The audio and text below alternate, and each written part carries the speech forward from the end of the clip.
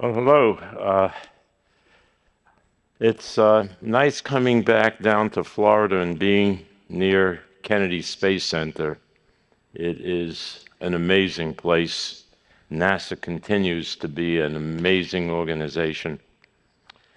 And I want to talk today about leaving Earth orbit. I'm bored by the space program. We're locked in Earth orbit. I remember when I went through my confirmation process, I took the position that I wanted to darken the skies with small satellites, and I wanted a lot of them to be commercial, and I wanted to get NASA out of Earth orbit. We succeeded to an unbelievable level, but we're still locked in Earth orbit. If you take a look at the whole commercial industry in space, it's hundreds of billions of dollars. It's all about communications. It's all about services. There's been the promise of products from space. I haven't seen doodly squat from space. We are now in 2025, and we're locked in Earth orbit, and we're in love with communications, and we can't do anything beyond communications to call, and that's not a commercial business, it's a single note band. So today I want to talk about two areas that I think are ripe for exploitation. One, mining the asteroids, and I'll make a financial case for that. My inspiration for this is Matt Galick at Astroforge. If you don't know I have nothing to do with the company, but if you don't know about that company, go talk to Matt. He's here. He's an amazing guy. Be prepared for four-letter words that are not pleasant, but he's a good man. The second area I want to talk about is about why the space station, one of the reasons the space station got built, and that is to take advantage of the absence of gravity. Now, why do you want to do that? Because when you have the absence of gravity with little jitter, there's no convection, the thermal currents, and there's no sedimentation. And without convection and sedimentation, you could make perfect crystals. And there have been, I think, 300 experiments on the space station on semiconductors. I can't remember the name of the company. I'm sure you could all find it. But they're now talking about building 6-inch sub-2 nanometer wafers for gallium arsenide, which is, and the performance is transformational because you now have a perfect crystal. The other area that we'll be talking about is making pharmaceuticals. There's Varda, many other companies are doing that, but it's going slow as molasses because everyone wants to get the instant money and do things, so we keep doing more and more and more in communications, except there are less and less and less communication companies, and in space I see 2 of them right now. I don't see 10 dozen. So let me dig into what I want to talk about. And I also want to give it a little bit more background to give context. On October 4th, 1967, I was sitting in Physics 101 when my professor came in, and he said, "There's a Russian satellite looking at you." We were shocked when the Russians put a satellite into low Earth orbit. And America had been in a kind of a nice place, but we weren't doing aggressive things. And from that point in time, the whole American industry changed. And I want to say now that American industry really needs to change because we spent all our time making fabless manufacturing companies, and we have no supply chain, especially for space. And if you take a look at the time to go build things, it becomes very difficult. So let me talk about the platinum group materials. Platinum, palladium, rhodium, iridium, osmium, and ruthenium. And if you take the average, it's about $50,000 a kilogram. That makes for a very, very nice return.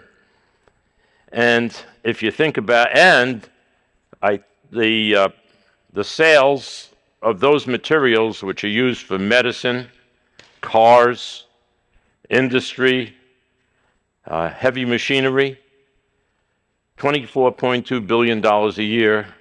All of it comes from mines. There's one big mine in South Africa. There's somewhat of a mine in Russia and somewhat of a mine in the US. It's deep and it's expensive. But now when you have something at $50,000 a kilogram, you can get good returns, and I'll go through those numbers. But then there's something else that's quite interesting. You look at the price of gold. Well, we produce about $120 billion a year of gold and $20 billion a year of silver. And guess what? The asteroids are full of these materials. But I want to tell a little story so you understand why we want to go to asteroids. Because when our solar system got formed, there was a big gas cloud, and there was a supernova that went off. It sent a shock wave, and this cloud of metallic particles and gases went into compression. It flattened, and due to the conservation of momentum, it started spinning in this flattened mode, and things started to accumulate, and the heavy metals went to the inside where it was very hot, and it formed Mercury, Venus, Earth, and Mars, and all the gases went out to form the other planets. And in the process, there were planets being formed, and they broke apart, and they made the asteroid belt. So as the Earth cooled, all the heavy elements, it was still molten, they went down to the core, and that's why we have a molten core that has all the platinum group materials. The molten core has gold, and it has silver, and it has iron. But guess what? Those unformed planets in the near-Earth asteroid belt, those unformed planets have exactly the same stuff, and it's there in abundance. And I think there's 700 quintillion dollars worth of gold on one of the asteroids whose name doesn't escapes me now. So while we're building better and better communication satellites, there's this unbelievable opportunity for companies to go do things. So let me walk you through the finances here. If I could bring back 1,000 kilograms of platinum group materials at $50,000 a kilogram, that's $50 million.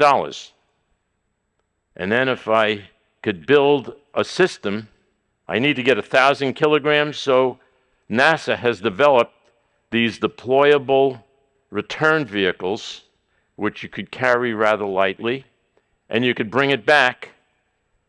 And I don't have all the details of what Matt's doing, but if you could build a spacecraft for $6 million, and I could bring back $50 million, I get a pretty damn good return. And those are the kind of numbers that are going to drive us to leave Earth orbit and go out to the asteroids. The other good news about the asteroids is it's less energy to get them than to the moon, because if you go to the moon, you escape Earth's gravitational field, but you have to fall back into the gravitational field of the moon, and that takes extra energy. So getting there is not expensive. And something on the order of $6, $7 million for a spacecraft, couple of 100-kilogram spacecraft, and that could bring back, I don't know, $30 to $50 million worth of platinum group materials, and it could, if we could get to these other places to get the gold, that's in the future. But that's a very nice business, and it will solve a lot of social problems here on Earth, especially for the supply chain for the United States. We will become the supplier of platinum group materials. The other area that I like to talk about is microgravity research. I remember when I got to NASA, I was asked by President Bush to go fix Space Station Freedom. They had spent, by that point in time, I think $17 billion, and all they had to show for it were bushel baskets of parts. There wasn't one working system. And I had to go talk to the Congress and convince them that we needed to get a space system up where we could learn to work in space, where we could show that we could solve the health problems for astronauts, be responsible, that we could handle the zero gravity, that we could handle the radiation. And it's been up there. It went up, by the way, November 2nd of 2000. I promised it would go up by the end of the 20th century, and on November 2nd, 2000, Bill Shepard, one of the most amazing people I've met in my life, he went up with two Russians, and they commissioned the International Space Station, November 2nd, 2000. Well, guess what? It was supposed to last a quarter of a century, and on Sunday, Colonel Mike Fink sent me an a LinkedIn from the space station. A few days ago on Sunday, he said, "Dan, we finally made it, 25 years." That's amazing. That's amazing. And it has to do with a commitment to excellence. And by the way, the members of the Congress didn't understand that we needed to get people into orbit to get off planet Earth. It's time. And I remember June of '92, it was 2:15 to 2:15 on the floor of the House, and John Lewis of Georgia, who's no longer with us, he came out of the elevator, and Jeff Lawrence, who was the head of legislative affairs, said to me, "Dan, go get him." So I jumped in front of him, and he was grumpy, and I said, "Mr. Lewis, the space program for America and the world depends on you," because this was '93, and at that point we had already committed to bring the Russians in. And he laughed at me. I said, "How you going to vote?" And he said, "I ain't going to tell you." I said, "Could I give you a speech?" He said, "Have at it. I'm not going to show any facial motion." And Jeff Lawrence was standing at the entrance to the House, and he was literally biting his nails. I thought blood was going to come out of his fingers. It was unbelievable. He went on to the floor of the House, 2:16 to 2:15, and I'm so proud of the Americans, the Russians, the Canadians, and the Japanese. We worked together. And the other thing that space station did is I was a weapons builder. For the 25 years before I went to NASA, I built weapons to help bring down the Soviet Union. And then on June 6th of '92, President Bush asked me to meet with the president of Russia, Boris Yeltsin. And I sat in Blair House, and we talked about how the Russians and the Americans were going to work together. And with all the stress in the world, this is the power of space. With all the damn stress in the world and all the politics, that space station has operated flawlessly. Not one scratch to one person, and there have been hundreds of people up there. But you know what? It's time for the space station to come down.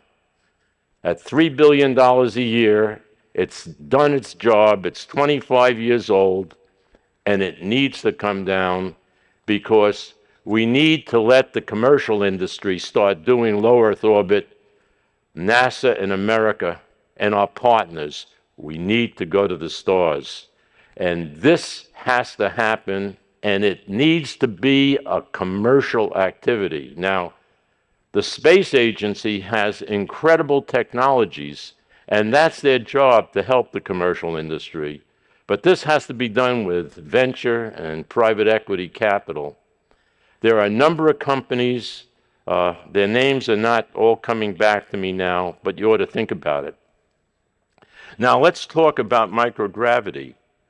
On microgravity, there's been amazing results. We have semiconductors, we have pharma, and even it looks like we could make fiber optic cable because without sedimentation and without convection, you could get a much better optical transmission. So there are a whole series of products, and there are a number of companies in this domain. And then I just met yesterday a group called the Spaceplane Company.